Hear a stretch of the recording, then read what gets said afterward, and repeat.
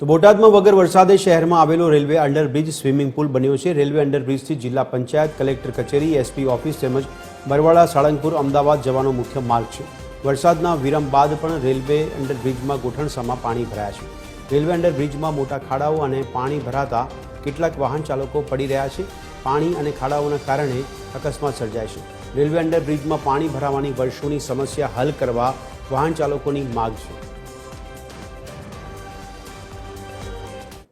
રસ્તાની પરિસ્થિતિ ખૂબ જ ખરાબ આજ નહીં પણ વર્ષોથી આવી છે અને લોકો રજૂઆત કરે છે પણ કોઈનો ઉકેલ આવતો નથી।